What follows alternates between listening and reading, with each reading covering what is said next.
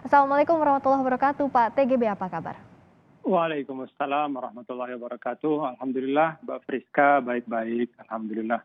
Alhamdulillah. Mudah-mudahan Mbak Friska dan seluruh pemirsa Kompas TV juga dalam keadaan sehat walafiat insya Allah. Amin, amin, amin, insya Allah.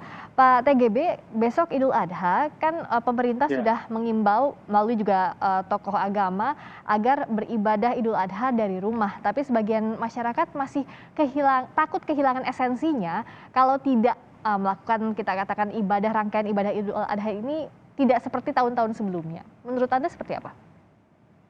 ya Bismillahirrahmanirrahim. Alhamdulillahirabbil alamin. Shalatu wassalamu ala asyrafil mursalin wa ala alihi wa sahbihi ajma'in amma ba'du. Beragama itu kan sebenarnya suatu panduan ya.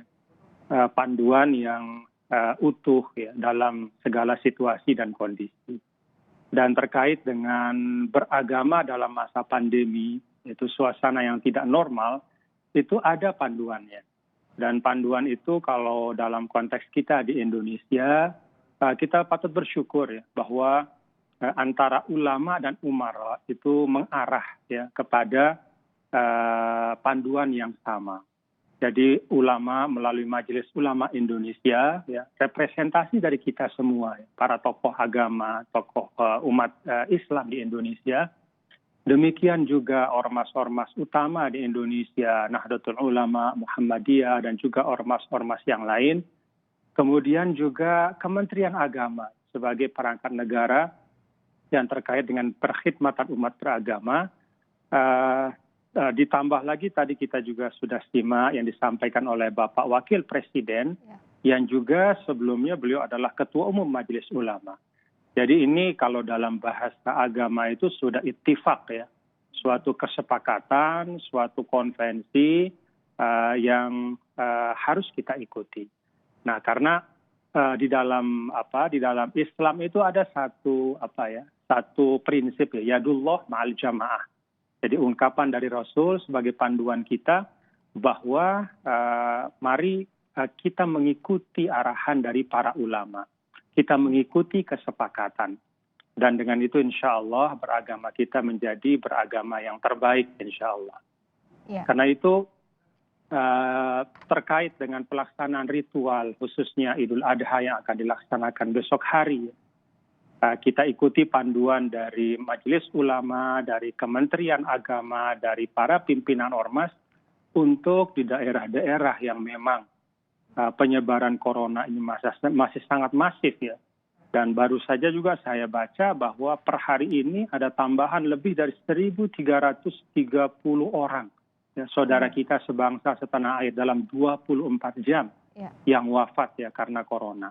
Dan jumlah absolutnya sudah hampir 75.000 ya, anak bangsa, warga Indonesia yang menjadi korban dari virus corona ini. Karena itu saya pikir itulah yang terbaik ya. Kalau dalam bahasa agamanya itulah yang aslam. Cara beragama yang bertanggung jawab, yaitu dengan mengikuti panduan-panduan yang ada. Insya Allah dengan melaksanakan Idul Adha di rumah ya, dengan keseluruhan rangkaiannya. Mulai malam ini kita takbiran, kemudian besok sholat hari raya, lalu yang memiliki keluangan menyiapkan untuk berkurban, lalu sepanjang 3 hari juga kita terus bisa bertakbir ya, tanggal 11, 12, 13 Zulhijjah, dari rumah masing-masing. Insya Allah tidak akan mengurangi sedikit pun ya keberkahan dan esensi dari hari raya Idul Adha kita insya Allah. Insya Allah tidak mengurangi esensinya. Tadi menarik kalau Pak TGB menyebutkan soal beragama yang bertanggung jawab.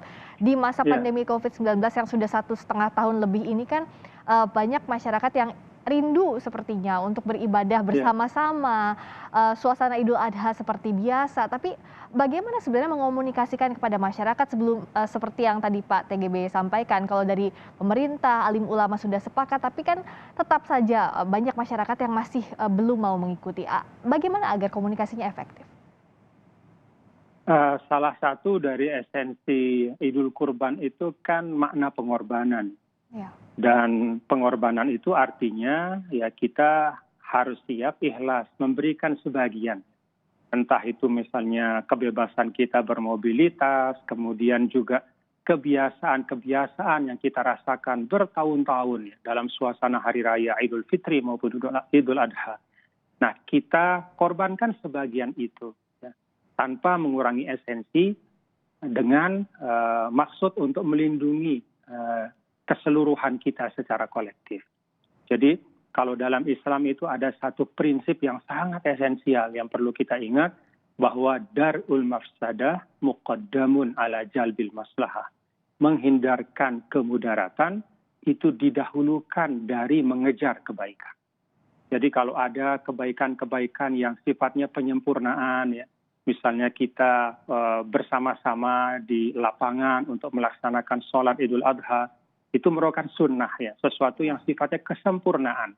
Maka manakala pandemi itu darul mafsadah, menghindari kemudaratan itu didahulukan daripada mencari kebaikan atau kemaslahatan. Saya pikir ini prinsip yang sangat esensial, yang sangat mendasar ya, yang harus kita pegang terus. Dan dengan demikian, insya Allah esensi beragama kita dapat. Kita sholat Idul Adha di rumah masing-masing, kita dapat. Silaturahimnya dapat nggak? Dapat juga. Bisa dengan video call, bisa dengan teleponan, bisa dengan WA-an atau SMS-an. Kurbannya dapat nggak? Dapat juga. Gitu. Cuman dengan cara yang disesuaikan. Serahkan misalnya ke organisasi-organisasi yang kredibel atau melalui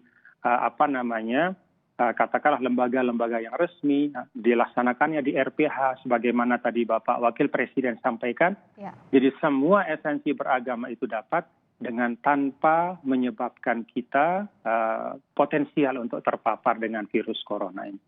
Terakhir Pak TGB, bagaimana kita bisa memaknai Idul Adha di masa pandemi ini? Tentu kita berharap ini segera berakhir, tapi karena kita masih menghadapi ini, bagaimana kita memaknai Idul Adha, memaknai kurban juga dengan situasi seperti ini? Ya, jadi tadi saya sudah sampaikan ya bahwa Idul Kurban itu kan salah satu pelajarannya ya kita harus siap berkorban dan harus ikhlas ya. Kemudian yang namanya berkorban itu tidak bisa hanya 1-2 orang, tapi semua secara kolektif dan dengan penuh kesadaran. Karena itu saya pikir ini yang perlu terus kita hidupkan dalam suasana Idul Adha ini, bahwa dalam masa pandemi ini mari bangun semangat untuk selalu membangun solidaritas sosial, empati ya. Dan itu juga bagian dari kita beragama dengan baik. Saya pikir insya Allah dengan kesabaran kita bersama, dengan semangat untuk berkorban, dengan keikhlasan kita ya untuk mengikuti panduan-panduan yang diberikan, kita insya Allah bisa keluar dari cobaan wabah corona ini.